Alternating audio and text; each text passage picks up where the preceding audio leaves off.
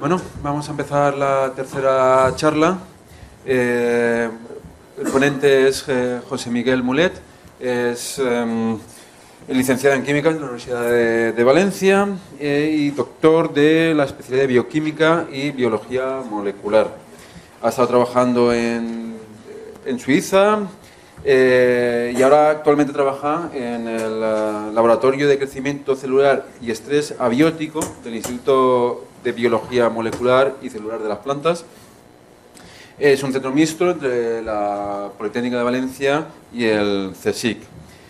Ha publicado, bueno, aparte de su parte investigadora, también ha publicado un libro que se llama Los productos naturales Bayatimo, en donde pues habla sobre los productos naturales y los transgénicos y un poquito lo que nos va a contar hoy Mulet.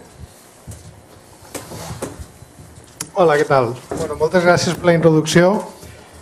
Si haveu estat en la xerrada de Bernardo, jo la veritat que estava patint. Jo estava patint perquè estava dient lo de la pólvora, lo de que aquí a València gosarà la pólvora i tal, i diu, veuràs, ara dirà falles i la liem. Menys mal que no ha dit falles, perquè ja aquí en Alacant hi ha que dir fogueres. Quan digues falles és que la lies. I jo dic, Bernardo, anava a dir-li, Bernardo, per favor, a veure si saps on estem, però bueno, al final la cosa no ha sigut tan grave com podia ser. Bé, doncs jo vaig a parlar-vos de lo que és en certa part relacionat amb la investigació que faig, perquè jo treballo tratant de desenvolupar noves varietats de plantes que siguin tolerantes a la sequera. Sin agricultura nihil és el lema de l'Escola d'Agrònoms de la Politécnica de Madrid. Vol dir nada sin agricultura. I realment n'hi ha pocs lemes que en més poques paraules puguen dir tanta cosa. Perquè és que, si vos pareu a pensar, tot el que som, tot el que tenim, ho devem a l'agricultura. Perquè és que sense agricultura no hi hauria menjar i sense menjar no hi hauria civilització. De fet, sempre es diu que la història comença quan s'inventa l'escriptura. Però el que és la civilització, el que són les primeres ciutats, el que són les primeres activitats humanes, comencen quan s'inventa l'agricultura. L'agricultura és la base de qualsevol societat. De fet, una societat no desapareix per una guerra o no desapareix per una epidèmia, desapareix bàsicament per una hambruna. I per una hambruna que moltes voltes és deguda a una sequera. I això històricament està més que demostrat. Per exemple, este any que s'ha parlat tant dels maies i del fin del mundo i tal, si els maies hagueren sabut un poc més de canalització d'aigües, doncs possiblement no hagueren desaparegut i no hagueren perdut tant de temps que és el fin del mundo i tal, perquè el que va desencadenar el col·lapse de la civilització va ser un període sec de 40 anys. I n'hi ha molt més exemples. Per exemple, Angkor Wat, a l'antiga Camboya, que és la ciutat esta que va aparèixer perduda al mig de la selva, doncs ara sabem que la civilització va col·lapsar per culpa de que es van aforar sistemes de regadius. I sempre és això, l'únic que destrossa una civilització és una sequera, no n'hi ha més. El problema és que tot té un cost i l'agricultura no és menys. Qualsevol activitat humana sempre, i l'agricultura és una d'elles, sempre és perjudicial per al medi ambient. Sempre és perjudicial per a la biodiversitat. I això ha sigut així sempre. Si vosaltres penseu que l'agricultura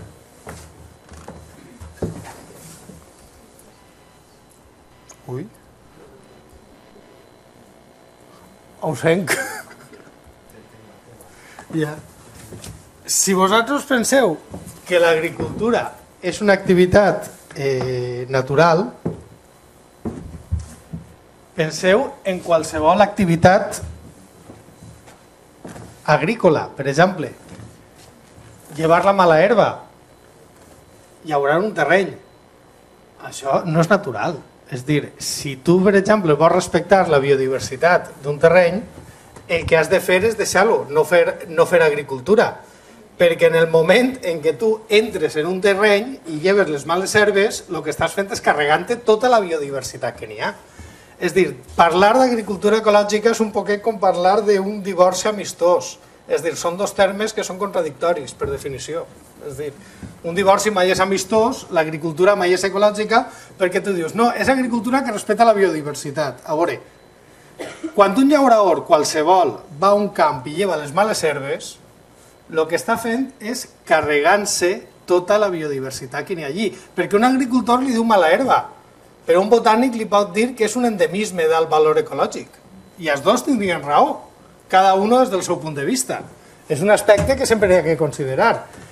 Altres faenes, com controlar les plagues o sembrar, quan tu sembres estàs alterant l'equilibri, perquè sabeu que en qualsevol ecosistema tots els organismes que n'hi ha estan en un equilibri.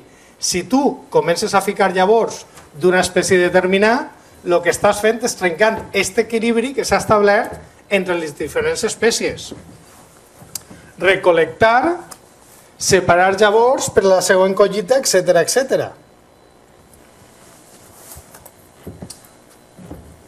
La majoria de les vegades penseu que totes les espècies que gastem en agricultura o en ramaderia no són naturals. Encara que us sembli, penseu que són espècies que venen de la domesticació, és a dir, que la intervenció humana al llarg de milers d'anys ha anat fent-les adequades al seu ús. Esto que teniu ahí, per exemple, és un quadre de Velázquez. Este quadre es diu Don Sebastián de Zarro, el enano. El que presenta és una patologia genètica molt coneguda que es diu acondroplàsia. L'acondroplàsia és el que es diu l'enanisme d'extremitats curtes. Són persones que tenen el cap i el tronc d'un tamany normal, sembla que tinguin el cap molt gran, però realment el que passa és que tenen les extremitats, els braços i les cames les tenen curtes. Llavors, una persona que vega és evident veure que té un tipus de tara, un tipus de defecte genètic.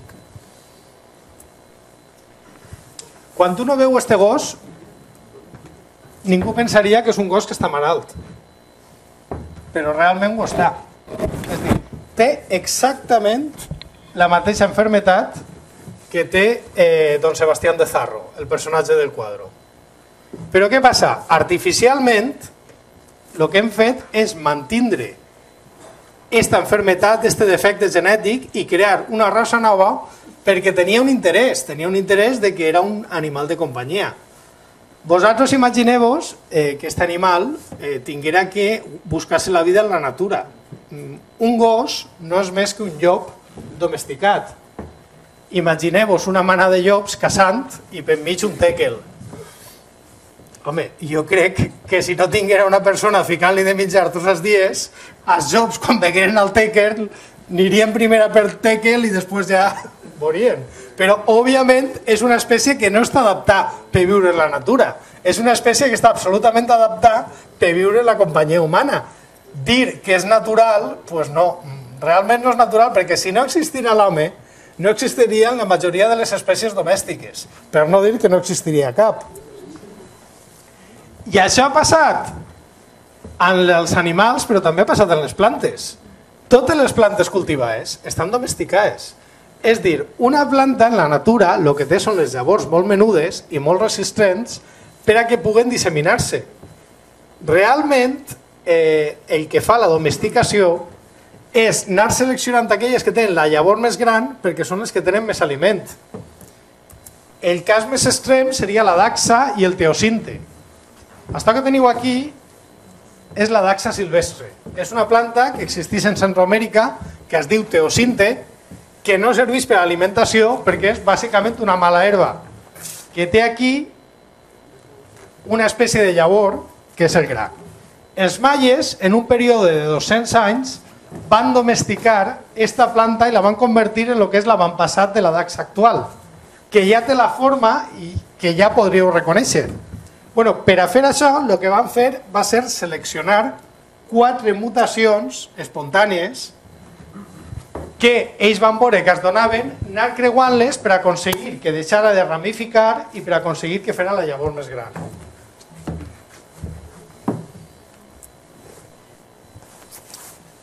Penseu en un cereal que és la base de l'alimentació, com és el blat.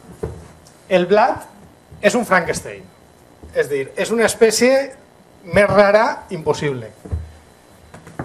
El blat, a l'origen ancestral, és una hibridació entre una planta silvestre que es diu Triticum urartu i una planta que és desconeguda que possiblement estiga extingida.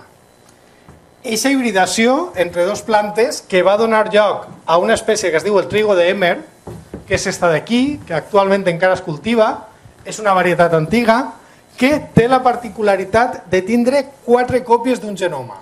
Nosaltres tenim 2 còpies del genoma, el trigo de Emmer té 4, però venen 2 a 2. 2 provenen d'una espècie i les altres 2 provenen d'una altra. El trigo de Emmer és l'avantpassat del blat que es gasta per a fer pasta, és a dir, per a fer espagueti, per a fer macarrons, etc. etc. Molts anys després, el blat de Emmer es va hibridar amb Aegilopsis tauchi, que és l'espècie aquella d'allí, i va donar lloc a lo que seria el blat modern, que és el Triticum aestivum, que és el que gastem per a fer pa. Aquesta espècie no és que tinga 4 genomes diferents, és que té 6. 6 còpies que són una representació de 3 genomes diferents. Òbviament, en la natura mai s'haguera produït una planta com esta. I ara que està molt de moda lo de les varietats locals i lo de tal, doncs home, sí, està bé, però que tampoc exagerem. Si volem ser estrictes, no n'hi ha cap varietat local en Europa, perquè tot és anar amunt, fer un poquet d'història. Totes les plantes que mengem, totes han eixit de lo que es diu les 5 zones de radiació. Les 5 zones de radiació estan en Centroamèrica, en els Andes, en Àfrica tropical, en lo que és Orient Mitjà, i després esta, que segons el llibre te la fiquen separat, te la fiquen junta, és la que es diu la australasiàtica. Per exemple, la majoria de cereals venen d'Orient Mitjà. Frutes, com el meló, la sandia i les taronges, venen de la Xina, realment, o de la zona asiàtica. Queridilla, pebrera, etc., etc., de los Andes. Dacsa, de Mèxic. Cap de les espècies típiques en alimentació és d'origen europeu o d'origen nord-americà. Entonces, si volguérem alimentar-nos d'espècies naturals orientes d'Europa, és que no n'hi ha cap. No sé, alguna balla silvestre i alguna seta, poca cosa més. Ninguna de les espècies majoritàries. Tota la biodiversitat que es parla agrícola o biodiversitat cultivada, n'hi ha que fer 2 matisos. Per començar, és bàsicament artificial.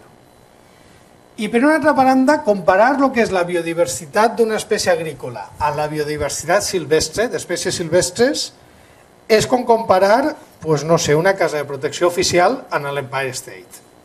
I no n'hi ha més, per què? Perquè en la natura sí que n'hi ha molta diversitat, però quan tu cultives alguna cosa, una volta trobes alguna cosa que funciona, el que fas és anar reproduint-lo, anar perpetuant-lo, i llavors la biodiversitat es limita al mínim.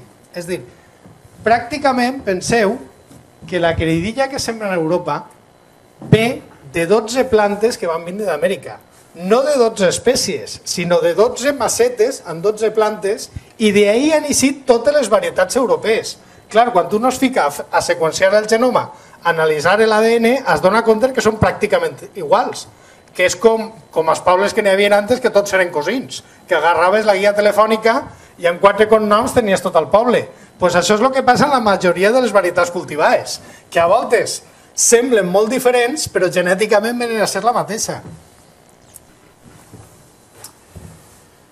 La ciència, diguem, va evolucionant i entonces, tradicionalment, la forma de fer noves espècies o de domesticar les espècies silvestres consistia en que quan tu veies una mutació que espontàniament es dona en la natura i el semblava interessant, la seleccionaves.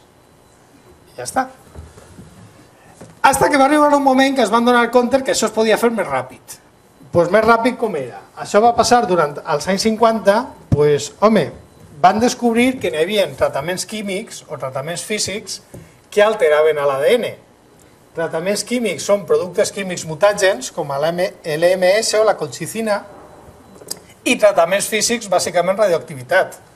Entonces, tu el que podies fer és, si a la natura les mutacions es donen molt poquet a poquet, si tu fiques les llavors i les pegues un xut radioactiu, doncs aquesta mutació es dona ja més ràpidament. I entonces simplement selecciones i mires a veure si alguna d'aquestes mutacions espontània és útil. Això que sembla molt estrany, que pot arribar a assustar, s'està fent des de fa 50 anys i és com s'han fet totes les espècies que avui en dia trobeu a un supermercat.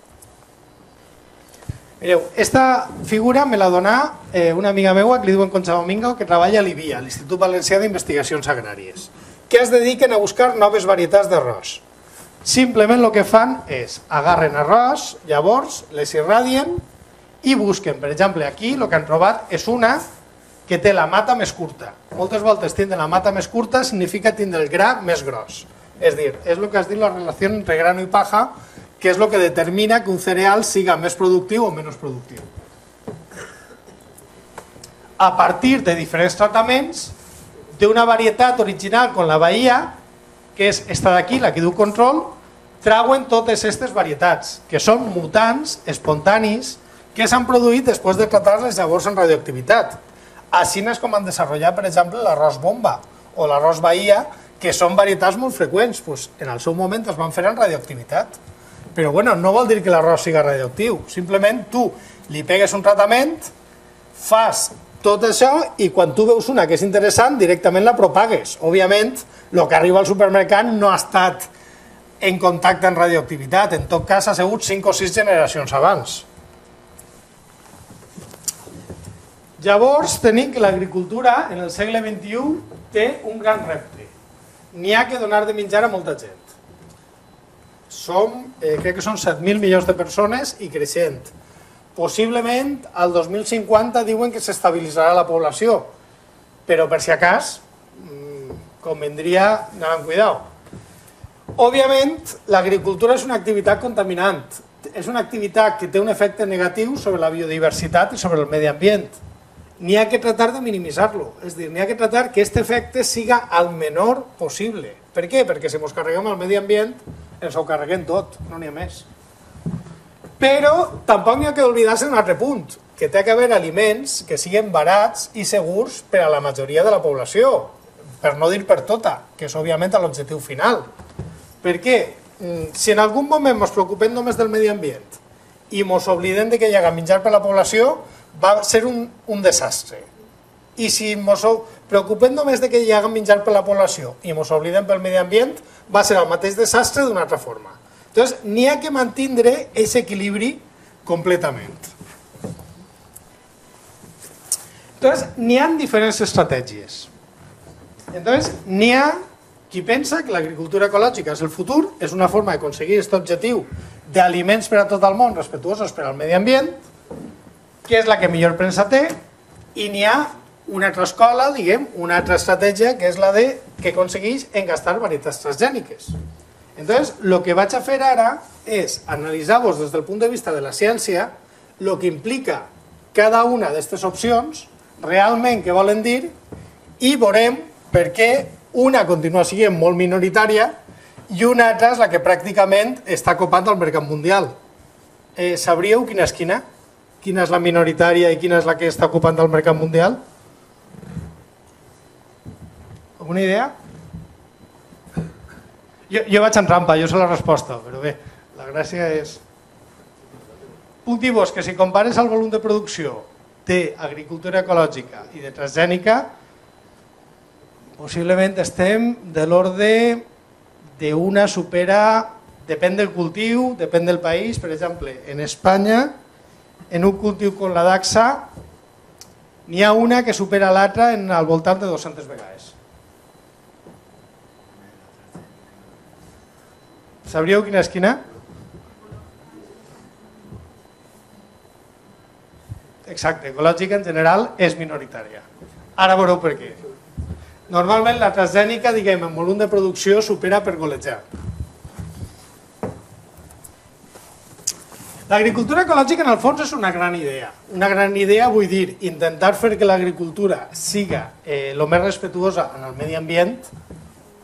Òbviament, aquest principi a ningú li desagrada, ni a ningú té per què desagradar-li.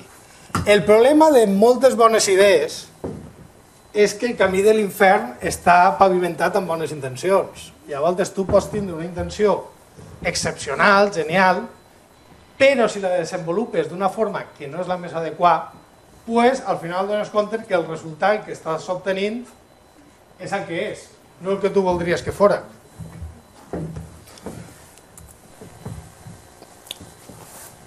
Per començar, molta gent té una idea de l'agricultura ecològica de que els productes ecològics són més sants per a la salut, són millors per al medi ambient, que és una idea prou establerta. Entonces, anem a puntualitzar. L'agricultura ecològica és aquella que s'ajusta a un reglament de producció. És a dir, per a tu poder... Si jo, per exemple, cultivara tomaques a ma casa i volguera vendre-les dient que són ecològiques perquè les ha fetes jo a casa i perquè no he gastat cap, no podria fer-ho. No podria fer-ho perquè per vendre-ho com a ecològic tinc que passar una inspecció que diga que s'ajusta al reglament de producció ecològica, que és un reglament europeu, i té que vindre una agència qualificadora que vega que efectivament jo ho produís de forma que m'ajusta a aquest reglament i em té que donar un sello. Sense aquest sello oficial no puc vendre-ho com ecològic. Aquesta és, diguem, la definició legal de lo que és agricultura ecològica. Tots podeu pensar que, bueno, està molt establert que és millor per la salut, és millor pel medi ambient. Anem a veure. Per exemple, podeu pensar que els productes ecològics no tenen la mateixa qualitat que la resta d'aliments i begudes. Bueno, doncs això és fals. És una doble negació, és a dir, la qualitat és similar. Podeu pensar que els productes ecològics no saben igual que la resta d'aliments i begudes. No concloent. Quan s'han fet estudis, uns van cap a un costat, uns van cap a l'altre, realment no està clar, però és similar. Podeu pensar que els productes ecològics són més cars que altres aliments i begudes. Bueno, doncs això és cert. Això qualsevol que vaig a qualsevol supermercat es donarà compte que són molt més cars.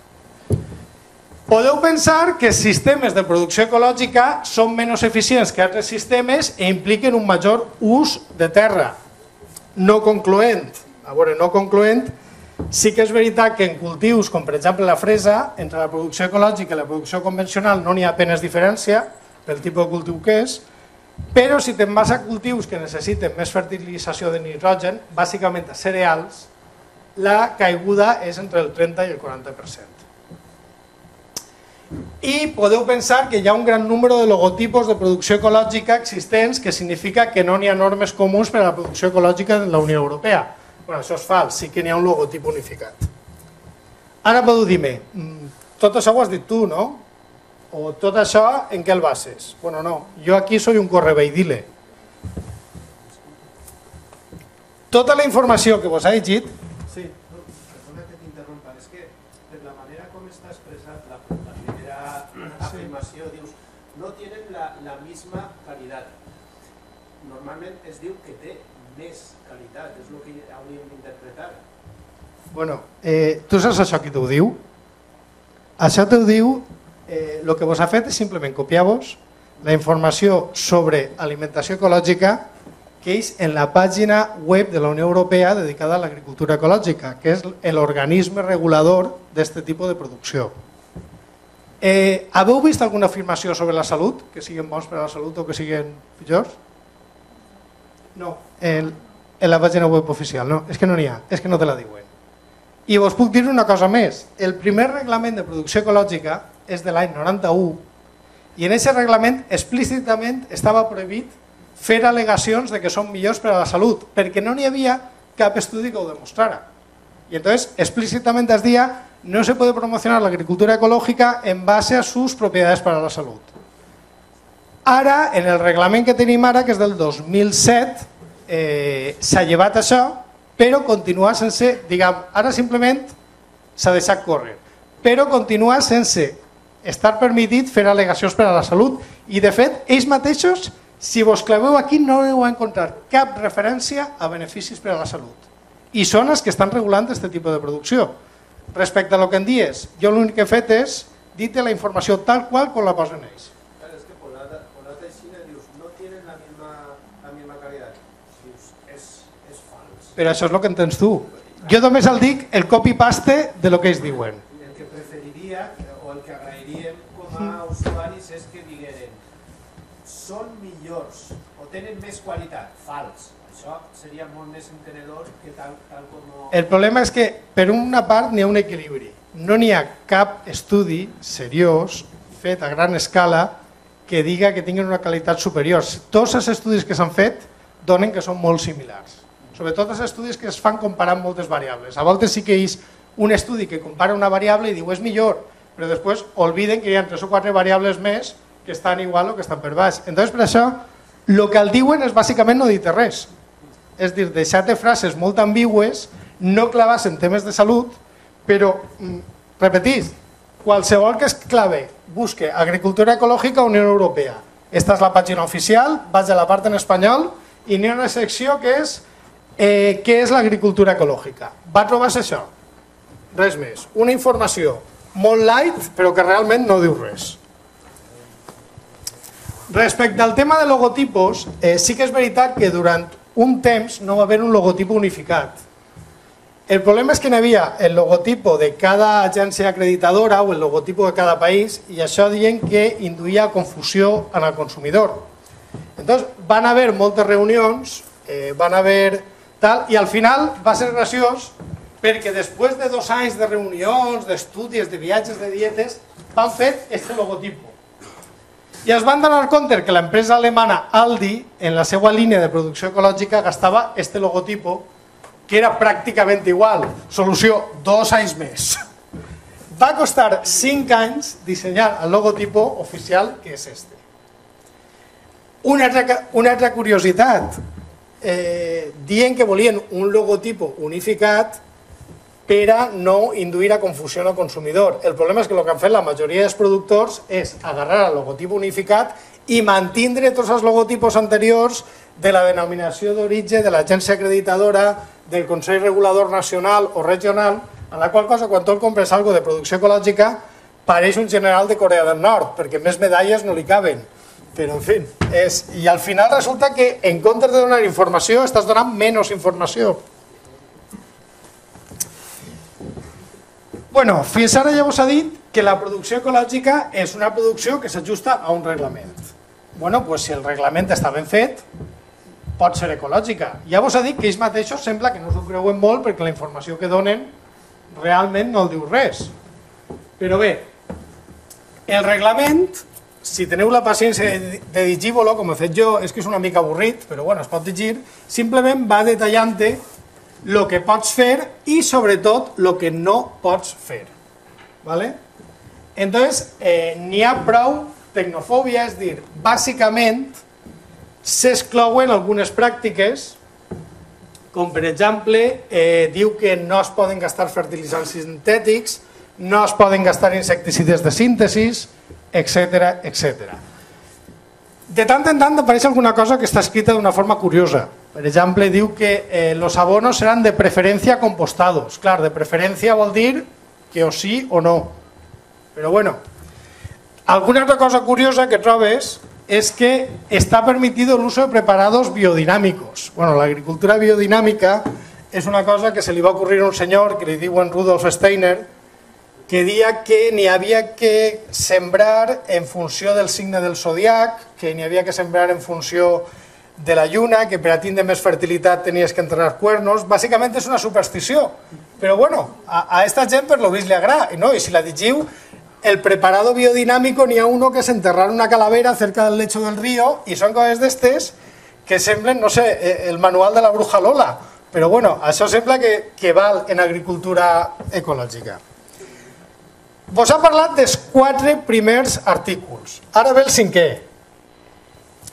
El 5è és flexibilitat. Flexibilitat vol dir que hay excepciones mencionadas en el apartado 1 que se limitarán cuando proceda y tendrán una duración limitada y se concederán en los siguientes casos. I el diu com 8 apartats d'excepcions a tot el que t'he dit anteriorment. En la qual cosa, per exemple, si tu tens ramaderia ecològica, tens que alimentar-la amb pienso que sigui ecològic, salvo que no se pueda. Tu tens que gastar llavors de producció ecològica, salvo que no haya en ese año.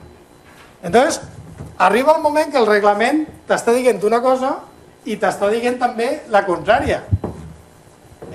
No sé, per ficar un ejemplo al azar, diu: habrá una limitación cuando sean necesarias para garantizar el acceso a piensos, semillas, material de reproducción, animales y otros medios de producción agrícolas en caso de que estos no existan en el mercado en la variante ecológica. Es decir, que tú tienes que gastar piensos ecológicos, pero que si no existiesen, no tienes que gastarlos. ¿Ve? Es decir, usted puede tener el coche negro y si no el negro o el blanco. Una cosa rara. Y el problema és que lo que regula tot, el reglament, diguem, el leitmotiv, és que tot el que gastes en el camp, tot el que gastes per a l'agricultura, siga d'origen natural. Clar, això, en un poquet de ciència que sàpies, saps que les propietats de qualsevol element no depenen del seu origen, que siga natural o artificial, depenen de la seva composició química. És dir, el calcio, ara que n'hi ha tant, dona igual que siga el calcio mineral que el calcio de la leche. És un element de la taula periòdica que té un pes atòmic i que sempre té les mateixes propietats. I això ho sabem des del segle XIX. En el segle XIX va haver un senyor, li diem Böhler, que quan hi havia tota la història de que si els éssers vius tenien unes composicions químiques diferents, va demostrar que la urea d'origen mineral era exactament igual que la urea que provenia de l'orina. I entonces va demostrar que la composició dels éssers vius era igual que la composició dels éssers minerals. I així no es coneix la bioquímica. Entonces, diguem que es basen en un principi que és molt poc científic. I clar, si heu estat a la conferència de Bernardo, en la natura també n'hi ha coses que són molt tòxiques. El problema és que, per exemple, en agricultura ecològica permet la utilització de sals de coure com a fungicida. Les sals de coure són el principal component del caldo bordelès que es gastava en la vinya. Que sí, és molt efectiu, però té un problema, contamina, perquè òbviament no és biodegradable. No és biodegradable perquè si tu gastes coure, quan ploga, això es lixívia i se'n va a la terra. I d'ahir no se'n va, i continua sent tòxic.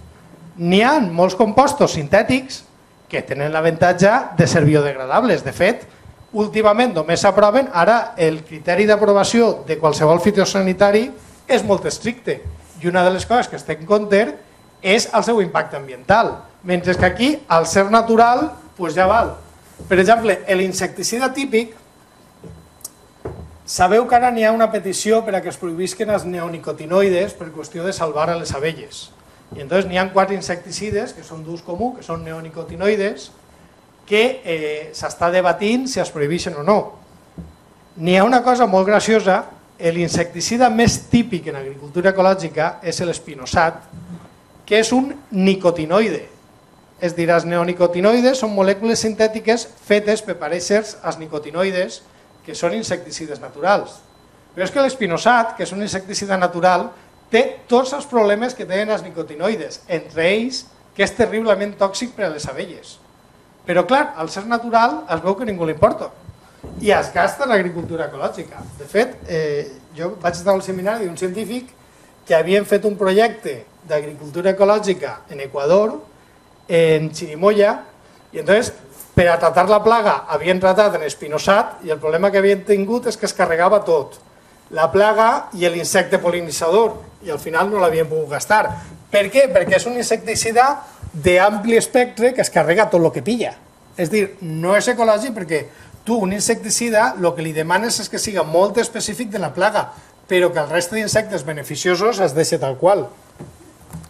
Després, una altra curiositat és que el criteri és molt vaporós. Per exemple, antigament no es permetia la maduració de fruita en càmera.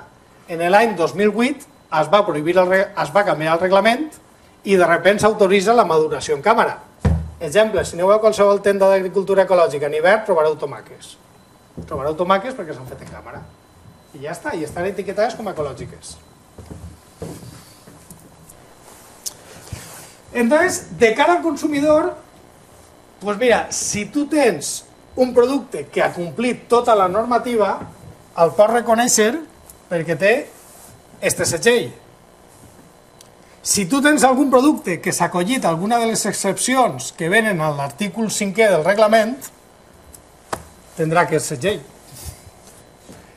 I no n'hi ha més. És dir, de cara al consumidor, pues sí, tu pots pensar que és ecològic o que és més ecològic o que és menys ecològic, però és que és això el que n'hi ha i no n'hi ha més. I n'hi ha que veure també com s'aplica aquest reglament.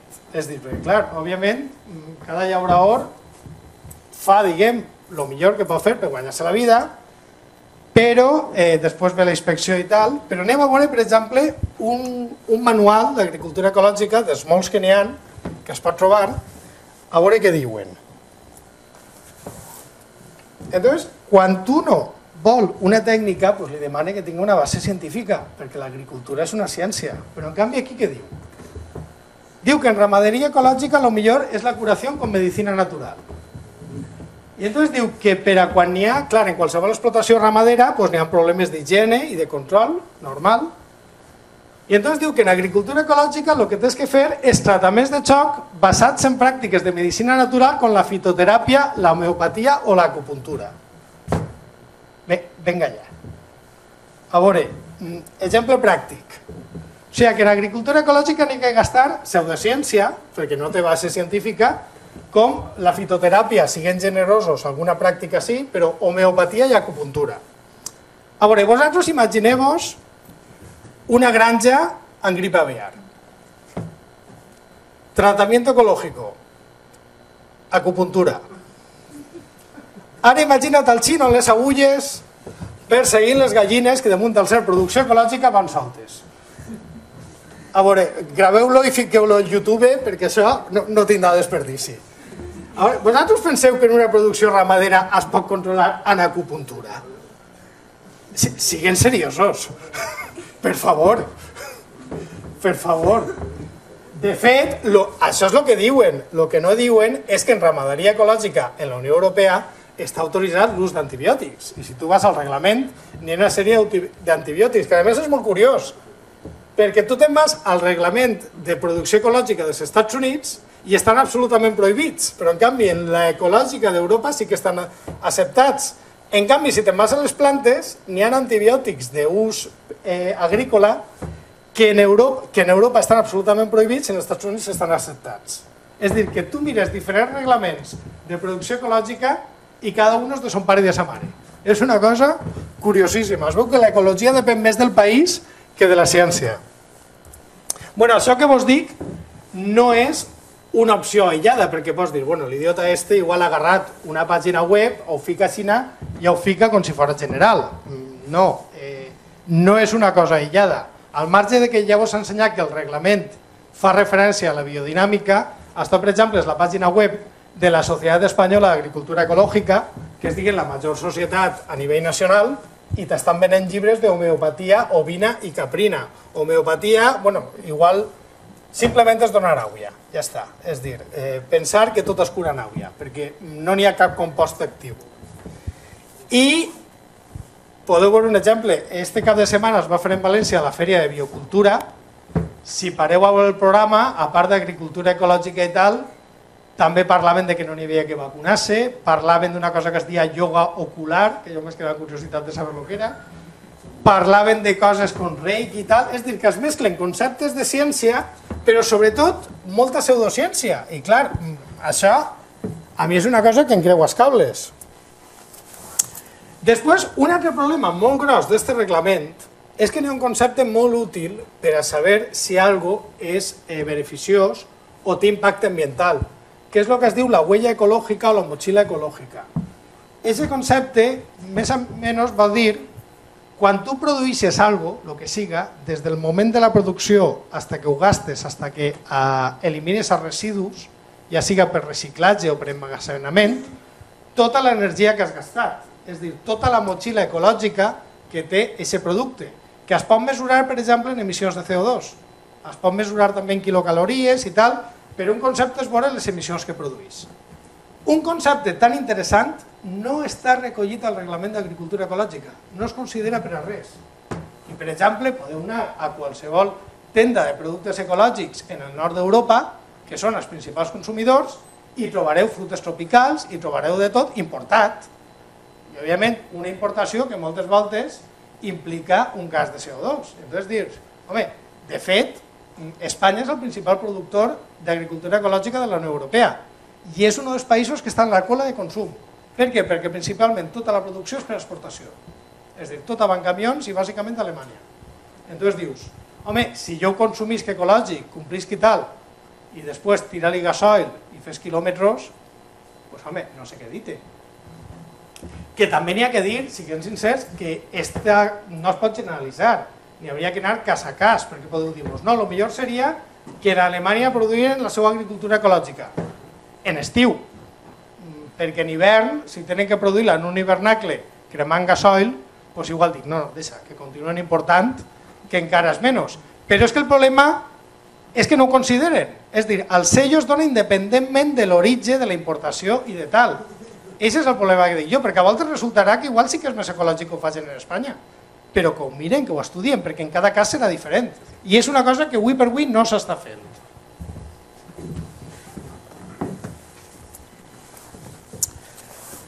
Funciona? Doncs anem a mirar els números. Esta és la caiguda de producció. Estos són dades només d'Espanya, de producció en Espanya. No estic agarrant-vos dades mundials perquè són difícils. Entre altres coses perquè n'hi ha països on la producció ecològica no està regulada. És a dir, n'hi ha un reglament de producció ecològica en Estats Units, n'hi ha un altre en Europa que és diferent, n'hi ha algun més en algun país, però per exemple en Àfrica o en Sud-amèrica no n'hi ha cap país que tingui un reglament. Quan tu no fa producció ecològica per importar a Europa, el que té que fer és enviar l'inspector allí, anar allí que aplica el reglament allí. No n'hi ha més. Entonces, per això és tan difícil tindre dades globals. Però a nivell d'Espanya sí que n'hi ha dades. Entonces, a nivell d'Espanya, per exemple, si tu compares la producció per hectàrea entre un cultiu convencional i un cultiu ecològic, el dones compte que en els cereals la caiguda és entre el 20 i el 50%. És a dir, la mateixa superfície, l'ecològica dona entre un 20 i un 50% menys. Clar, això es tradueix immediatament en un increment de preu. L'increment del preu va entre un 0 i un 100%. Això és preu que se li paga a l'agricultor en camp. És a dir, després el preu que arriba a la tenda normalment ja no és el 100%, que seria el doble, sinó pot arribar al triple o al quadruple. I respecte a la popularitat, doncs home, si compares producció convencional o producció ecològica, el cas més extrem és el de la Dacsa, que per cada quilo d'ecològic es produeixen 2 tones, és a dir, 2.000 quilos de convencional, però casos com el blat, per exemple, estaríem que per cada quilo ecològic es produeixen 200-250 de convencional. Totes aquestes dades, per si qui les vulgui veure de primera mà, estan tretes d'un informe del Ministeri d'Agricultura de juny del 2010, que són les més recents que he trobat, que és una valoració i volum dels productes ecològics en la producció espanyola. O sigui que les podeu veure. Després, hi ha una cosa, l'alimentació té que ser per arribar a tot el món, penso jo. El tipus d'alimentació ecològica no arriba a tot el món principalment per el seu elevat preu, i les enquestes ho diuen, és dir, la proporció del consumidor, això és una enquesta que va fer el BBVA, no, perdó, és que el BBVA va fer una altra, esta és la del Ministeri del Medi Ambient, esta és del 2011. Entonces, era sobre hàbits de consum de productes ecològics en la societat espanyola. Pues bueno, el 15% dels consumidors són de classe alta i el 19% de media alta. És a dir, si tu sumes 9 i 5 seria alrededor d'un 33-34% seria classe media i classe media alta. Òbviament, n'hi ha un sesgo important. Per què? Perquè el 34% de la població no és classe media i classe media alta. Òbviament, el classe media i classe media alta en Espanya que serà entre un 5 i un 10%, siguem molt generós. Pues, òbviament el sesgo està molt clar. Llavors, vos ha parlat d'una possible solució, doncs anem a parlar d'una altra. Continuem, que els problemes de l'agricultura és minimitzar l'efecte sobre el medi ambient i la biodiversitat i, recordeu, tenim que subministrar aliments que siguin segurs i a ser possible barats, perquè una alimentació no és un luxe ni un privilegi, és un dret que té qualsevol persona, el dret a una alimentació. Bueno, què són els transgènics? Els transgènics és una tecnologia relativament recent, tindrà en camp 17 anys, des de que es va transformar la primera planta, doncs possiblement uns 30, no arribarà a 30, que és molt fàcil d'entendre. Us he dit antes que les plantes es domesticaven buscant mutacions espontànies i seleccionant-les, fins que va arribar un moment que, com tenien poca paciència, el que fem era induir la producció d'aquestes mutacions en tractaments químics o tractaments radioactius. Doncs aquí el que fem és això que fem a lo gros o això que fem per atzar, directament fer-lo, el que diuen els inglesos, tailor-made. És a dir, directament, si tu saps el que vols, agarres el tros d'ADN que ho codifica i ho claves a l'organisme que t'interessa. Bàsicament és agarrar un tros d'ADN d'un bitxo i clavar-lo en un altre bitxo. En plantes es va desenvolupar primer perquè la tecnologia és molt més fàcil d'aplicar en plantes que en animals, el qual no vol dir que avui en dia ja tenim animals transgènics. I un dels mitos que n'hi ha és que això és algo absolutament artificial. Doncs no, realment la transgènesi és un mecanisme en la natura que els biòlegs li diuen transferència horitzontal. Normalment el que gastem quan estem elaborant una planta transgènica és una bactèria que es diu Agrobacterium tumefaciens, que és un patògen de les plantes. Entonces, si alguna volta heu vist alguna planta, algun arbre, sobretot arbres vells, per la zona de la soca tenen a voltes com agalles, com bultos. Aquests bultos són infeccions d'Agrobacterium. L'Agrobacterium és una bactèria que infecta i el que fa és clava una part del seu ADN dins de l'ADN de la planta per a que produïsca certes hormones que fan aquesta agalla que són la bactèria viu.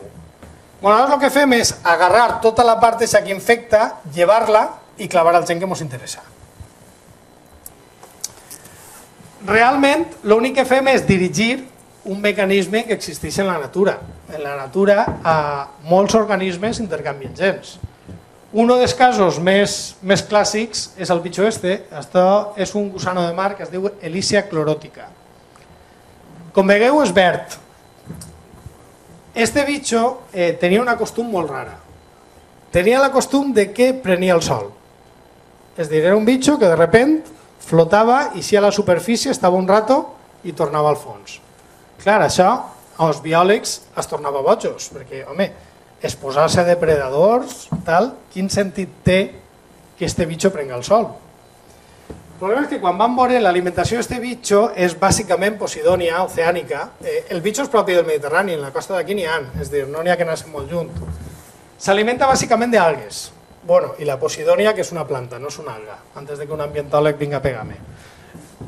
S'alimenta bàsicament d'algues, i de Posidònia, que no és una alga, i el que fa és menja les algues, o la Posidònia, la digereix però fa una digestió parcial, de forma que els cloroplasts es queden intactes. Llavors, aquests cloroplasts que entren al seu teixit, el que fa és que es mantenen funcionals durant un temps i aprofita aquests cloroplasts per continuar fent la fotosíntesi, és a dir, per a fer el cicle de Calvin i obtenir un subministrament de carboni, de sucre. Entonces, bàsicament és un animal però que fa la fotosíntesi a partir de les algues que es menja. Clar, això té un problema. És un animal però té sistema immune. Un cloroplast sencer, doncs el sistema immune el detectaria com un invasor i se'l carregaria. La forma que ha tingut per esquivar això i continuar aprofitant la fotosíntesi és que ha integrat al seu genoma gens provenents de l'alga, aquí no és la Posidònia, per a evitar el reconeixement com a antigen per part del sistema immune. Entonces, aquest animal ha aconseguit, evolutivament, el que ha fet ha sigut horitzontalment aconseguir gens d'alga. I llavors tens un animal que té gens d'alga que de forma natural s'han transferit. Ni un altre cas molt espectacular. També té que veure les algues. Sabeu que en Japó és molt típica l'alimentació a partir de les algues. És a dir, es gasten per fer sushi i es gasten per moltes coses. Aquí no és tan popular. Ara s'està posant de moda per restaurants japonesos. Les algues són riques en sucres, però molts d'estos no són digeribles. En canvi, els japonesos sí que poden digerir-los. Sí que poden digerir-los perquè en la seva microbiota intestinal n'hi ha una població de microbis que en les poblacions occidentals no estan, que horitzontalment han adquirit un gen d'un microbi que vivia en l'ambient natural i que permet digerir aquest tipus de sucres. I ha sigut simplement per qüestió de l'alimentació que han anat tinguent. Entonces, dir que la transgènesis és algo que no succeeix en la natura realment és fals. Segurament haureu vist este cartell més d'una volta. Vosaltres penseu que es pot viure sense transgènics? Algú seria capaç de viure sense transgènics?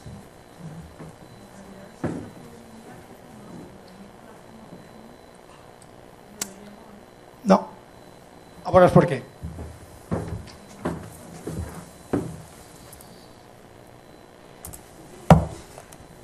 Repito la pregunta. Població pequeña. Bueno, vaig a dir-vos coses de cada dia que estan fetes amb transgènics. La majoria dels medicaments, tipus insulina, tipus hormona de creixement i tal, simplement es fan agarrant un tros d'ADN d'humano, clavant-lo en una bactèria i sintetitzant la proteïna. Sabons. Si sale la palabra enzimático, el enzima és transgènic. Per què? Molt fàcil. Els sabons, normalment, per a que siguin efectius, les manxes de proteïna, que són les típiques manxes de menjar que es queden resseques i dures, en un llevat, aquestes en aigua calenta no se'n van, però sí que hi ha uns ènzims que es diuen proteases. Clar, si tu fiques proteasa, però fiques aigua calenta, l'ènzim es desfà. Quina és la forma? Ficar proteases termostables. D'on traguem la proteasa termostable? Pues de bactèries que viuen, que es diuen extremòfiles, que viuen, per exemple, en els geysers del parc de Yellowstone. No és que ho diga com a exemple, no, és que realment les primeres es van treure d'ell. Lentilles, el mateix, limpiador enzimàtico, proteasa. Bitllets d'euro. Els bitllets d'euro estan fets en cotó transgènic. Importat, perquè en Europa no està permès sembrar-lo. Està importat principalment de la Índia, de Pakistan i d'Austràlia. Roba. El 50-60% de la roba que es ven en Espanya és de cotó transgènic. En Europa no estem mitjant transgènics. No estem mitjant perquè la llei obliga a etiquetar-los i quan hi ha rebuig per part del consumidor, la majoria dels productors han optat per no gastar-los. Però sí que en la indústria alimentària n'hi ha tractaments que es tenen que fer amb ènzims. Per exemple, en la indústria de sucs n'hi ha un tractament amb pectinases simplement per aclarir el que és el sucre que es queda més fluid. Els ènzims que es gasten per a aquests tractaments, que no apareixen al producte final, sí que poden ser transgènics. De totes formes, la meva favorita és esta. Bueno, la guia roja i verda de Greenpeace, esta que vos diu el que és transgènic i el que no, els anàlisis per dir si alguna cosa és transgènica o no és transgènica es fan en ènzims que també són transgènics. Això és que no cabia a la guia, per això no ho trobareu, però ja vos ho dic jo. També diuen que els transgènics són un fracàs, que els riscos no justifiquen l'ús. Realment portem 17 anys sembrant transgènics, no ha hagut cap problema de salut ni cap problema mediambiental. I és una evidència. Quan tu no dius, a veure, quin problema han donat els transgènics? Dius, no, ha passat no sé què i tal. Quan vas a veure les fonts, resulta que és la xica de la curva.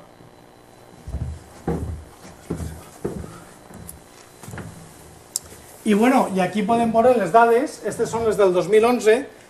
Dime. Ja no va? En sentiu? Val. Si no, en digueu xille més. Dime.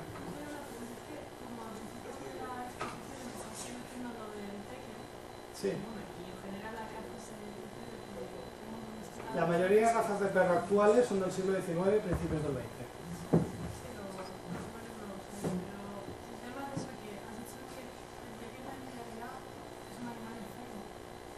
Achondroplasia. Porque nosotros lo hemos investigado, lo hemos estado manipulando, la raza del lobo, porque todos tienen acúmulos de ahí, y al final acaba siendo un perro deformado, común. Entonces, si dices que eso es un animal enfermo, no podemos decir que a este tipo de técnica en realidad son cereales y cosas. Y la ecológica, quiero decir, y la ecológica, el trigo también. El trigo, el maíz y tal. ¿Cómo que no ha sido manipulado por humanos? ¿Los mayas? Ha sido, pero no tan a la bestia en cosas No, al contrario, es menos a modestia, es más específica. Cuando tú haces un transgénico solamente pones un trocito de ADN. Cuando tú haces una mutagénesis, lo que estás haciendo es alterando todo el genoma y buscas que por azar algo que te interese. Y realmente no sabes lo que ha pasado al genoma. Y eso puede pasar... Y eso puede llegar... ¿Qué cambio? Sí, es que hace ilusión. Bueno, y realmente lo que te puede pasar es que hay algún cambio que no hayas previsto. ¿Esto ha pasado? Sí, ha pasado. Pocas veces, pero ha pasado. Por ejemplo, hubo una variedad de puerros que salió al mercado y que se tuvo que eliminar porque era demasiado rica en soralenos y producía toxicidad en la piel en la gente que los manipulaba. Entonces, lo que he dicho de los teckel enfermos se aplica a cualquier especie de plantas o animal, de agricultura, ganadería o doméstica, incluso de flores cultivadas. Bueno, aquestes són les dades de l'any passat. Les dades d'este any les tenien les que el vaig passar a tu, que no sé per què s'has despapelat, ausenc. Bueno, estos són els països que estan sembrant transgènics al món. Com veieu, en roig són els països en desenvolupament, en blau són els països desenvolupats. Com veieu, n'hi ha una línia que és clara de progressió. Este any, és que se m'ha traspapelat la presentació i esta figura l'havia canviat perquè les dades de l'any 2012 van eixir el divendres. I entonces a pressa corrent la vaig, però en les presses, mira, he agarrat la que no era. Bueno, el que volia dir-vos és que respecte a l'any passat n'hi ha 2 països nous al món que estan sembrant transgènics. Un és Sudan i l'altre és Cuba. Òbviament, els de Cuba no són de Monsanto, són de producció pròpia, però en fi.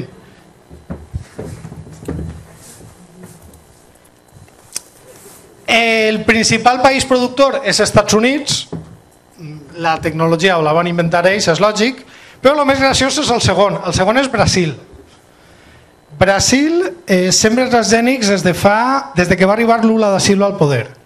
I va ser una cosa curiosa perquè Lula da Silva va arribar al poder en un programa electoral que decía no voy a tolerar los transgénicos. Y vamos, ha sigut més ràpid que lo de Rajoy. I vos explique. Ha sigut a Xina perquè ell va arribar al poder i va veure que en la zona que era Argentina era tradicionalment el segon país del món que sembrava transgènics i semblava únicament uno, soja. Entonces va veure que en la zona de Río Grande do Sul, que és frontera d'Argentina, el que estaven fent els agricultors era anant a Argentina, agarrant les llavors, sembrar-les en Brasil, tornant a creuar la frontera i vendre-les de contrabando. I entonces va dir, aquí estem tontos, estem perdent diners.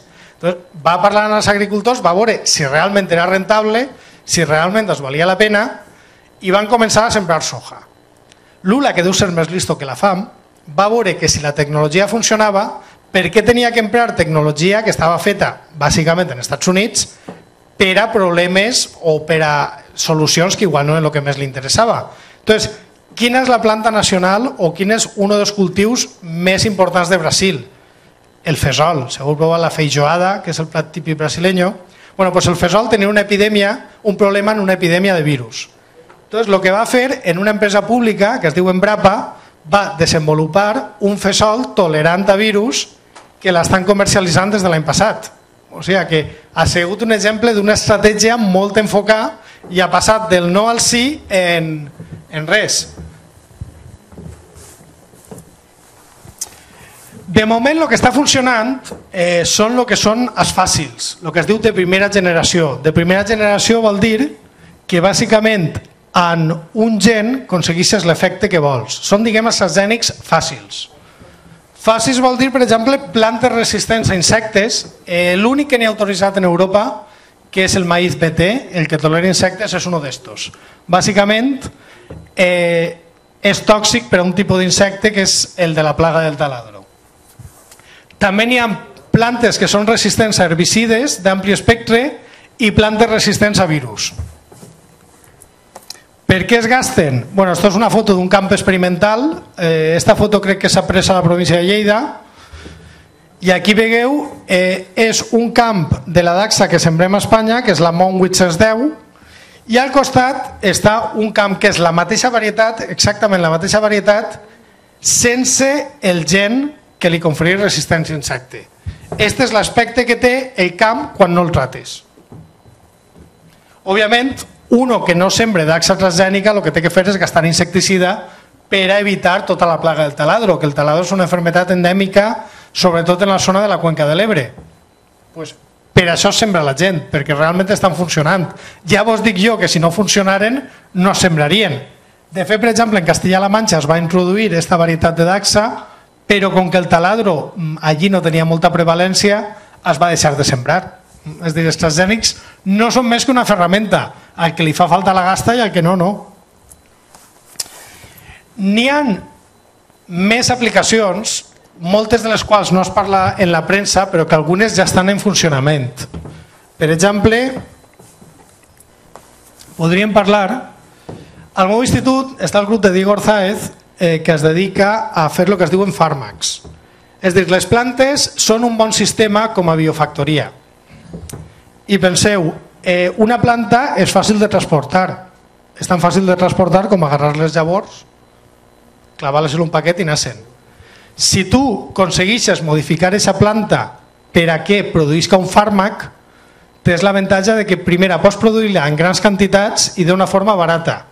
Però tens un altre avantatge. Si per exemple t'has d'anar a fer una campanya de vacunació en un lloc remot, doncs clar, tradicionalment tenies que anar a la nevera, a les jeringuilles, i clar, la nevera, si se t'acabava la bateria, igual no arribaves.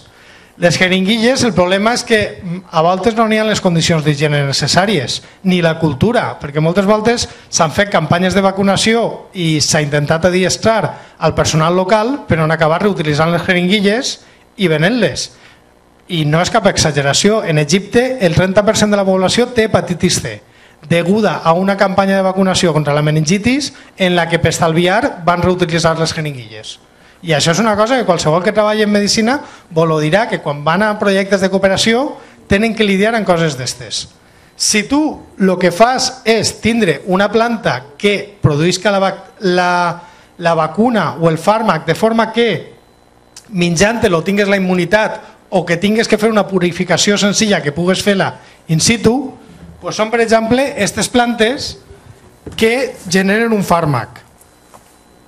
Si les veieu en llum ultravioleta, les que tenen color taronja, com aquestes d'aquí, són les que estan sintetitzant el fàrmac.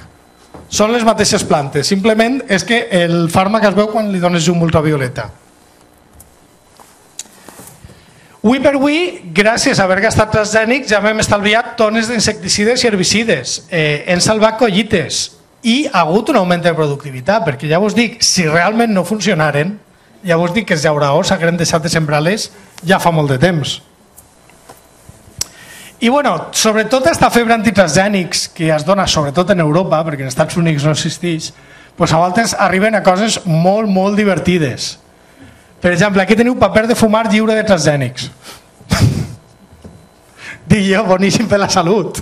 Home, dic jo que el problema no serà el paper, serà el que fiques dins, però bueno, com és una cosa que ven, dir sin transgénicos, pues la foto no està trucada, me la van passar i és tal qual. Papel 100% natural, 100% vegetal, certificación biológica sin transgénicos. Lo que fiques dins ja és cosa teua. I bé, ja vaig acabar. Només vos deixo unes preguntes obertes per si ara voleu debatir, per si esteu d'acord o per si no esteu d'acord. Vos deixo sobre esta comparació entre ecològics i transgènics, vos faig unes preguntes per a que vos les contesteu cada un. Per exemple, quantes alertes sanitàries ha hagut per transgènics i quantes per agricultura ecològica?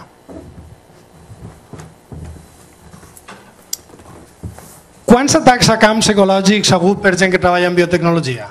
O quanta gent ha destrossat camps de cultiu ecològic? O quantes organitzacions de biotecnòlegs estan demanant la prohibició de l'agricultura ecològica? Jo no demane que la prohibisquen, jo simplement no consumís perquè no li veig l'avantatge. Però cada un, òbviament, que faci el que vulgui. O quantes subvencions rep un llaurador per sembrar transgènics i un altre per sembrar ecològics? Res més, gràcies per tot. Bueno, estic a Twitter normalment parlant de temes d'estes o de lo que m'apetisca i vaig escriure un llibre fa 2 anys. Moltes gràcies per la vostra atenció.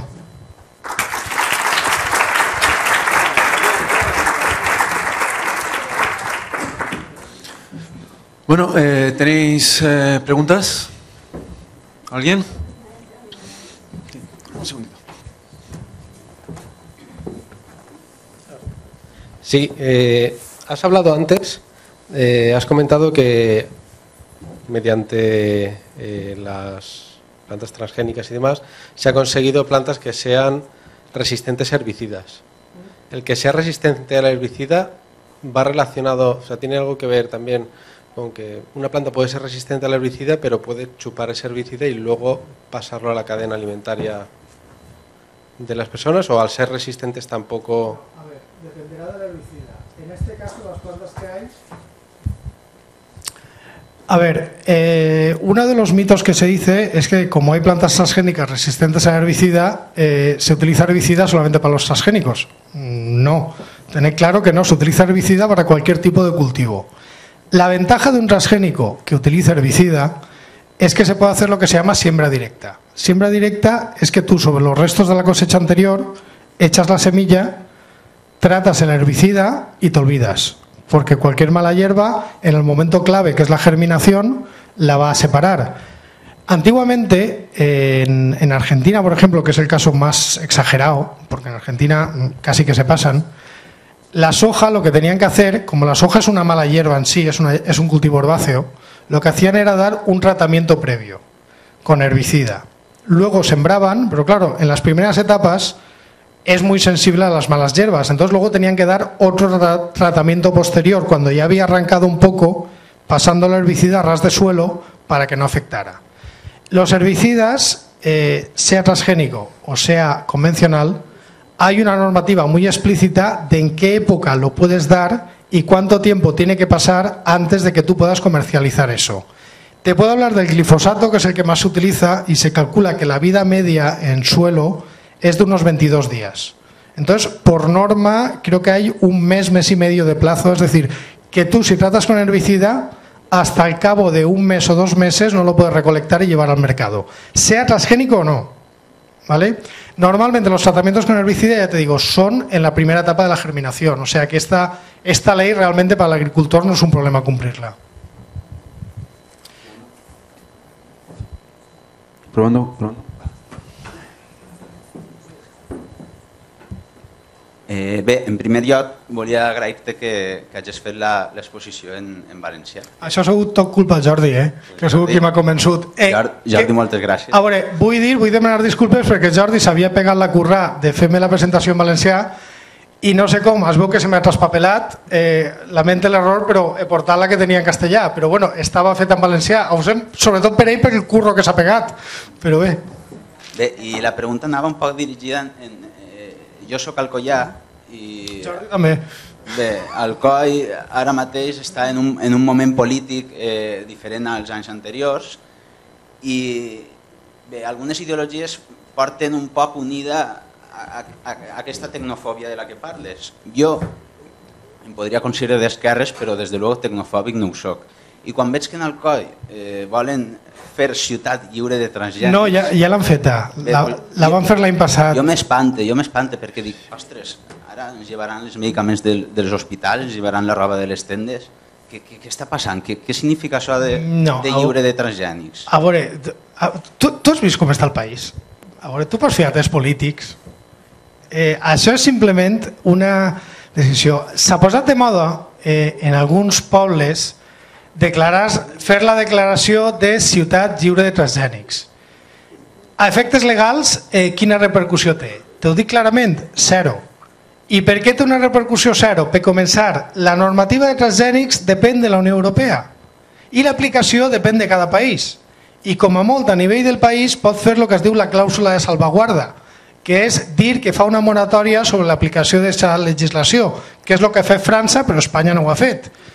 En el moment que un poble o que una ciutat es declara lliure de transgènics, el que està fent és un brindis al sol perquè està pronunciant-se sobre algo sobre el que no té competències. És com si la universitat fa una declaració, doncs no sé què dir-te, sobre la regulació de la immigració. Tu pots dir el que vulguis, pots manifestar-te, pots tal, però tu com a universitat no tens competència sobre la llei nacional d'immigració. Doncs això és el que passa. Per què serveixen aquestes coses? Bueno, doncs determinats grups polítics volen donar-se o volen fer campanya en determinat sentit i ho fan. Tu després diges les declaracions i són de risa. Després també hi ha una altra cosa. Aquestes declaracions les fan, per exemple, al Coll, en Albacete, que són zones que no sembren transgènics. És a dir, en València pràcticament no sembrem daxa transgènica, però simplement perquè és una zona on, per començar, daxa pràcticament no es sembra. I segon, a la poca que es sembra no tenim problema de taladre. Doncs clar, ve al Coll i diuen declare lliure de transgènics. Diu, però si tu no estàs sembrant, què estàs dient-me? Alcoi és una ciutat tradicionalment industrial i allí els pocs que cultiven és a la voreta del riu els jubilats. Sí, vull dir, dius, això, quina tal? Al final simplement és peixir al diari i per fer una foto, no és per altra cosa. Però bueno, puc dir una cosa més graciosa. Aquestes coses no són d'ara. N'hi ha una història. Fa 20-30 anys el que està passant ara en els transgènics passaven al clor. N'hi havia ciutats que es declaraven ciutats lliures de clor. I clar, i la gent deia, i com potabilitzes l'aigua? Perquè va haver una campanya en contra de la indústria del clor, que la va portar Greenpeace, que sí que és veritat que n'hi havia indústries molt contaminants, que és el que vos ha contat Bernardo antes, que n'hi havia indústries que no feien i tal, i el clor és una cosa molt contaminant. Entonces, el que comença tinguent una certa lògica, que tu vols que demanen controls, que demanen tal, de repente se'n va de mare i dius, vull que prohibisquen el clor. I dius, tio, que l'aigua es potabilitza en clor, que si prohibixes el clor la gent va agarrar tifus. Però bé, en Espanya va haver ciutats que es van declarar ciutats enemigues del clor o ciutats lliures del clor, que ara ningú se'n recorda, però buscant en hemeroteca el trobes declaracions municipals que són de dir, però estos tios no tindrien 2 dies de trellat? No, no el tenien. ¿Más preguntas? A mí me quedan 2 preguntitas. La primera es, ¿el amaranto es transgénico? No, el amaranto es una mala hierba. Pero lo cultivan... No, no se cereal. cultiva. Sí que se cultiva. ¿El amaranto para qué? Se puede comprar para consumir. Vale. El amaranto básicamente es una planta silvestre de Sudamérica.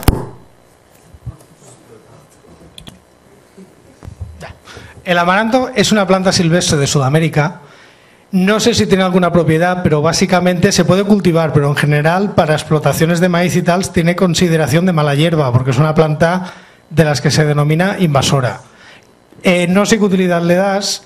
El problema es que últimamente se ha hablado mucho, porque como el amaranto hay poblaciones que son resistentes al glifosato, decían, bueno, a alguien se le fue la olla y dijo que es la planta que está sobreviviendo a la soja y tal.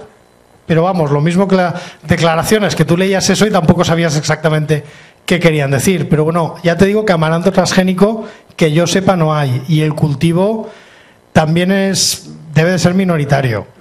De estas cosas, si me permites 2 minutillos, este año, por ejemplo, sabéis que es el año internacional de la quinoa. La quinoa es un cereal típico de los Andes, que tiene unas propiedades nutritivas bastante interesantes. Lo que pasa que se cultivaba sobre todo a altura y era un alimento típico de pobres, porque no necesitaba muchos cuidados. El trigo y el maíz eran más complicados y el trigo y el maíz, digamos, que se vendían, y entonces la quinoa era lo que comían tradicionalmente los pobres. Entonces se ha visto que tiene unas propiedades nutricionales muy buenas, que es un cereal interesante. Bueno, pues ¿sabéis lo que ha pasado? Que como la quinoa se ha puesto de moda porque es el año internacional de la quinoa, toda la quinoa se dedica a exportación porque pagan más, y las poblaciones pobres que tradicionalmente se alimentaban de quinoa ya no pueden comer quinoa y se les ha cortado uno de los alimentos básicos que tenían, que es el problema que tienen las modas. La otra pregunta que tenía es, cuando hablábamos de los precios de productos ecológicos, ¿por qué en España, si quieres comprarte lo que sea de comida ecológica, vale 2 o incluso a veces 3 veces más que esa misma cosa sin que sea ecológica? Sin embargo, tú te vas a otros países. Yo, por ejemplo, yo soy de Bélgica. En Bélgica tú vas a comprar comida ecológica, hay supermercados que lo único que tienen es comida ecológica y es a precio de Mercadona, de consumo, de cualquier otro supermercado normal. O sea, el precio es igual que lo que no es ecológico. ¿Por qué aquí existe tanta diferencia si justamente España es el que más importa? O sea, el que más lleva la comida hacia... A precio de Mercadona o de consumo, belga.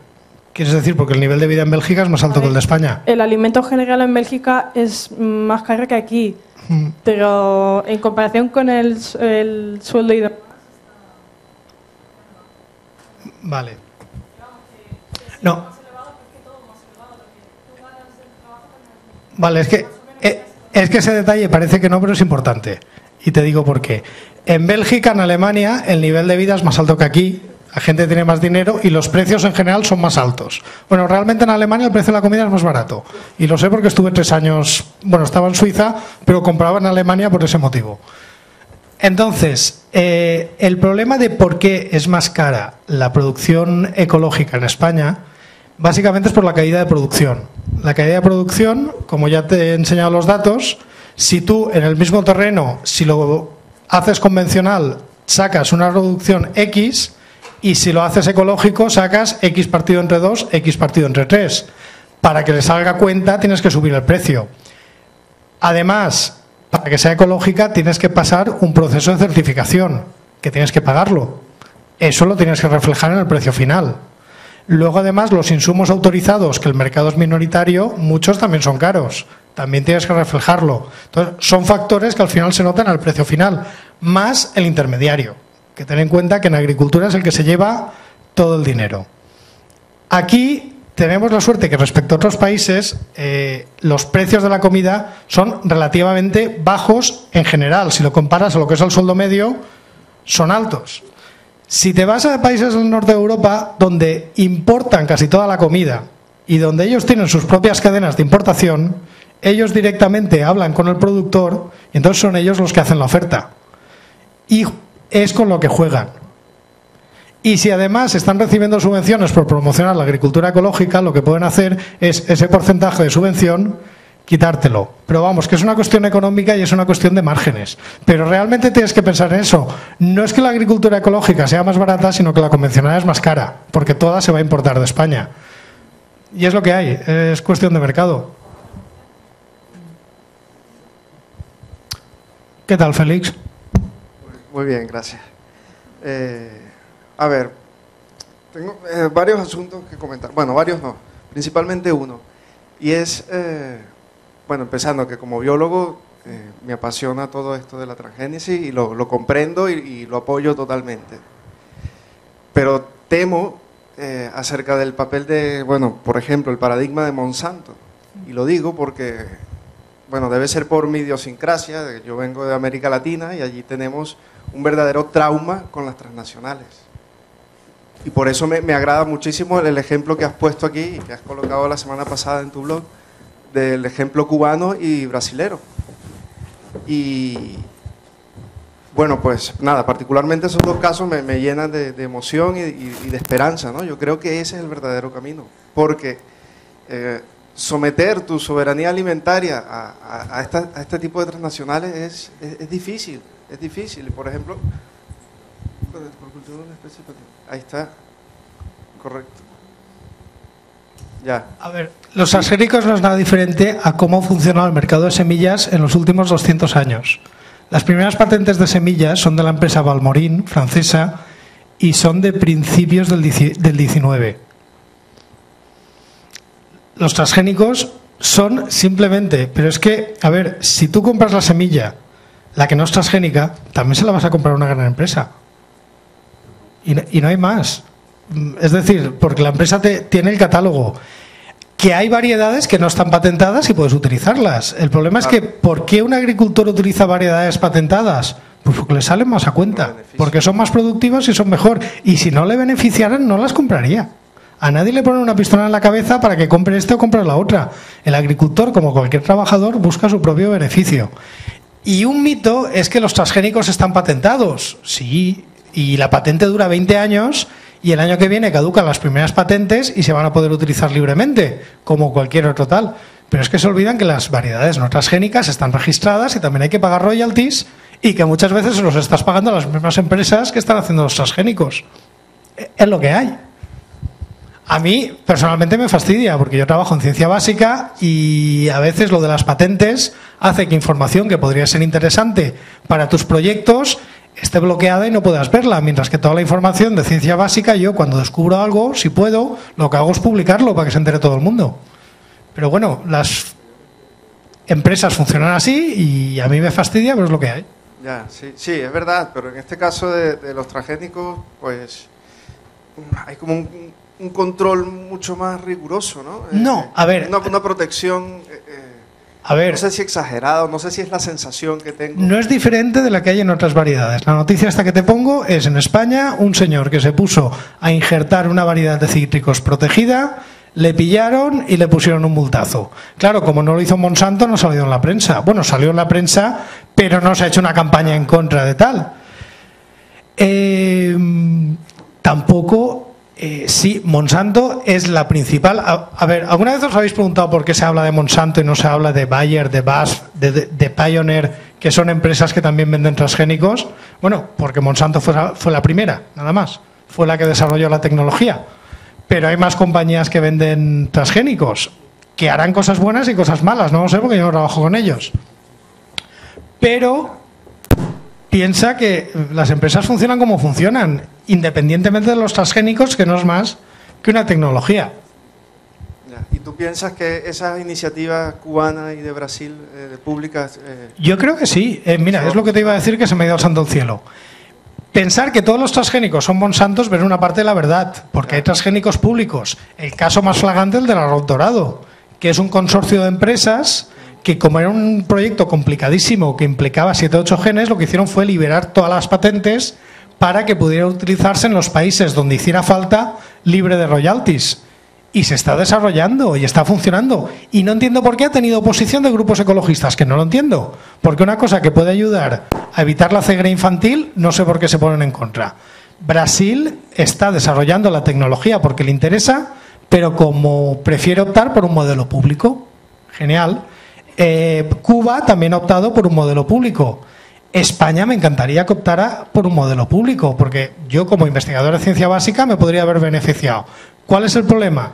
Que en Europa tenemos una legislación de transgénicos que para probar uno y que pueda salir al mercado tienes que hacer una serie de pruebas, una serie de evaluaciones y el proceso puede costarte entre 100 y 500 millones de euros. No exagero. Claro, ningún organismo público puede pagar eso. ¿Quién lo puede pagar? BASF, Bayer, Monsanto. Y que tendrías que cuidarte de la guerrilla ecológica, ¿no? Son majos en el fondo. Sí. Gracias. Tenemos aquí acaparado el micrófono. La última pregunta... ¿Eso que os ha gustado? Sí. En relación con lo de Monsanto y las patentes, yo sí que en general estoy a favor de los transgénicos. Lo único que no me cuadra es el modo en que se utilizan. Por ejemplo, supongo que será verdad, pero hace tiempo leí que Monsanto estaba ya desarrollando semillas que luego no producían. Sí, daban el fruto, pero no eran... Las Terminator. Con lo cual, eso, tienes que comprar siempre, tienes que acabar siempre comprando a Monsanto las semillas si quieres producir.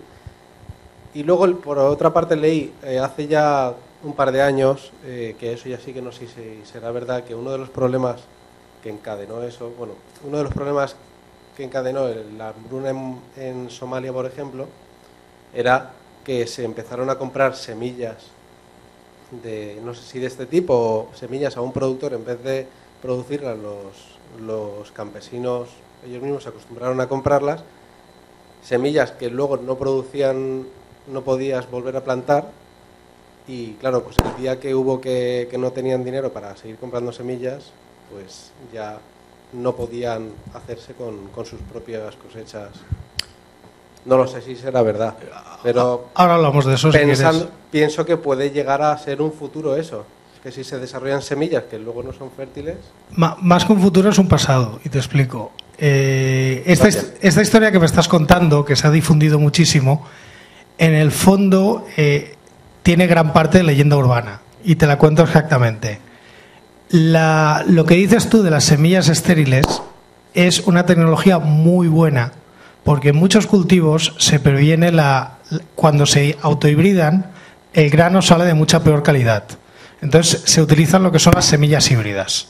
No estamos hablando de transgénesis en general. Entonces, este transgénico lo que conseguía era que fuera estéril se preveía la fecundación, la autofecundación, y el grano salía de mejor calidad. Esta tecnología la hizo una universidad americana, luego la compró una empresa que se llamó Delta Technologies y luego finalmente esa empresa la absorbió Monsanto.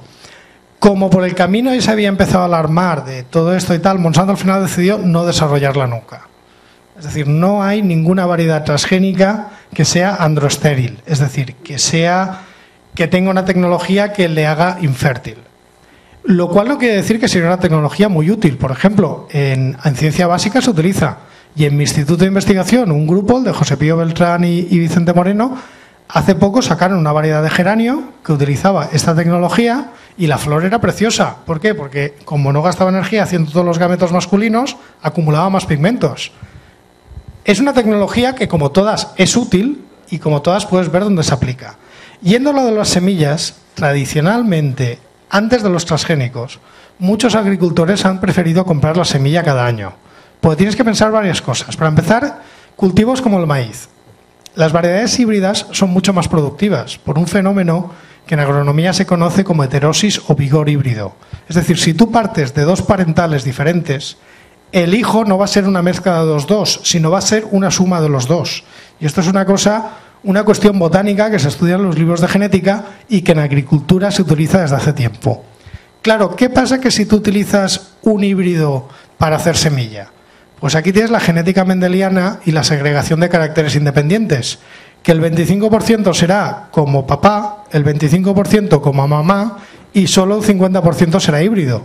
Es decir, la siguiente generación vas a tener un 50% menos de rendimiento. Por eso los agricultores prefieren comprar lo que se llama semilla certificada, que primero te ahorra tener que almacenarla.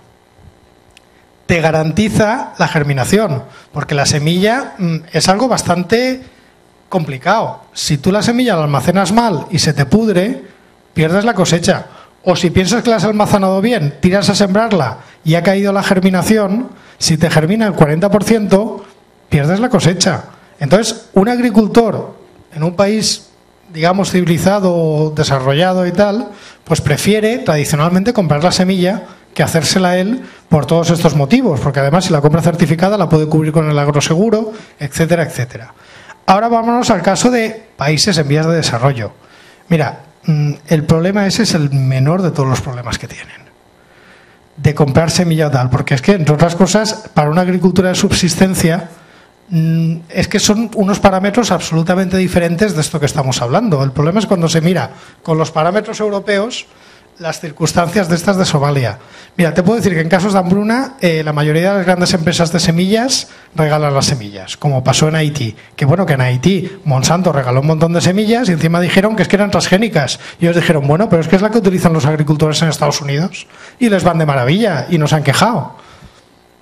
Entonces, del caso de Somalia, que las semillas sean híbridas, porque para una agricultura de subsistencia a ti te da igual que tengas el 50% bueno y el 50% menos bueno porque lo recoges a mano. En cambio, si cosechas con máquina ya no te sirven los híbridos. ¿Entiendes? Digamos que habría que ver caso por caso y había que ir muy en cuidado con esta información, porque es que lo de las semillas Terminator seguro que muchos lo habéis oído. Pues bueno, aquí os digo, esas semillas nunca han salido al mercado. Pero bueno, es una leyenda urbana. El problema que tenemos es que cualquier historia sobre transgénicos se mantiene. ¿Alguna otra pregunta?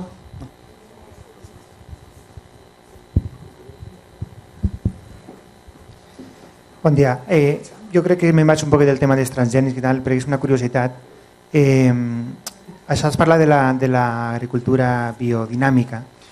És cachondíssima. I, a veure, sempre sé que en els pobles, en el meu poble i penso en totes parts, s'ha de tallar en la minva, has de fer no sé quantos.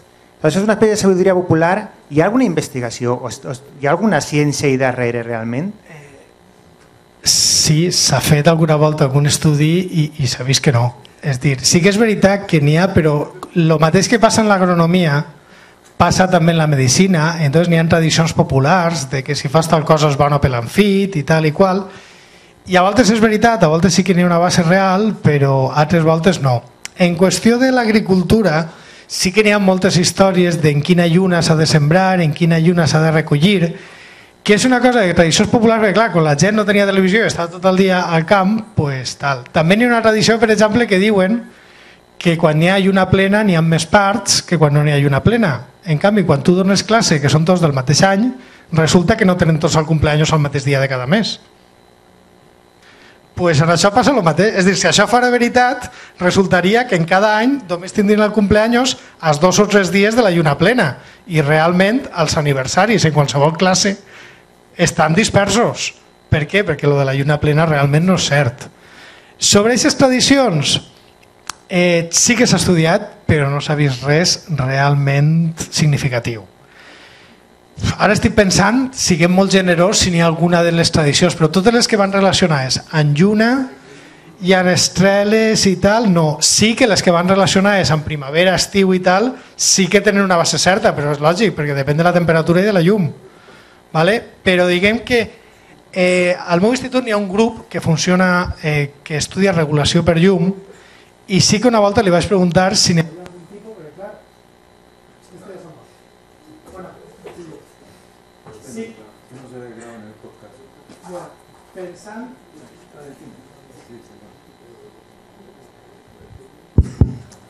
pensant des del punt de vista biòleg molecular de plantes, si n'hi ha una senyalització per llum, la lluna plena realment està donant llum. Pot haver algun tipus d'efecte. Pues li ho vaig preguntar, vam estar mirant-ho, però no vam trobat res que diga. Entre altres coses perquè la llum és de diferent qualitat i no té prou intensitat per activar els receptors que tenen les plantes. I la biodinàmica no té res que veure amb totes aquestes tradicions populars, encara que ho diguen. Són unes parides que se li van ocorrir un senyor perquè ell era així de xulo i avui en dia no és més que un negoci. És dir, si tu vols tindre una certificació biodinàmica, la certificació ecològica la pagues. La biodinàmica ni te cuento, tírale, tírale. I és això, no n'hi ha més.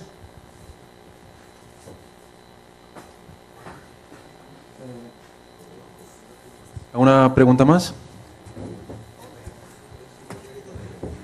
Per no fer-ho massa llarg, no, més que una pregunta, una reflexió, i és que tornant al cultiu, a l'agricultura ecològica, m'ha recordat un poc mentre escoltava la teua conferència un documental que vaig veure sobre el comerç just, que es diu, i és que també hi ha molta mentida darrere de tot això i el que es tracta al final és d'embaucar al consumidor, és a dir, que tu acabes comprant una cosa que penses que és millor per a tu, és millor per al medi ambient i també afegir-li que és millor per al productor en origen, però en molts casos eren les grans marques, que fins i tot el Carrefour té una marca pròpia, una marca blanca de comerç just, i darrere de tot això es veia que no era tan just com tu pots arribar a pensar, però en fi, és allò d'enganya'm i jo, no sé, enganyat viuré més reconciliat amb mi mateix o més còmode, simplement era...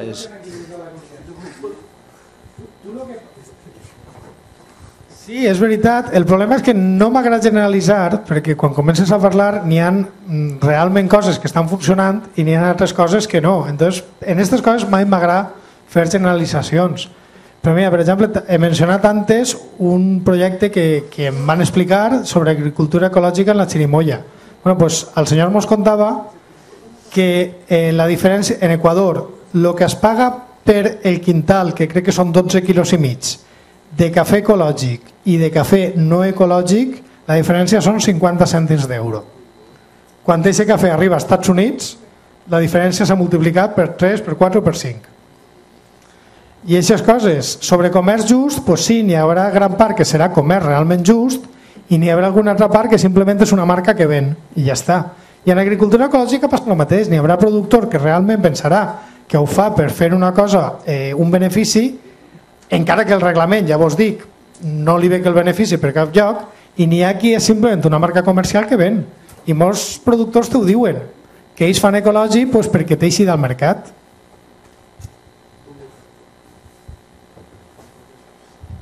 ¿Alguna pregunta más? Yo creo que los estudiantes ya tienen ganas de largarse. Así que...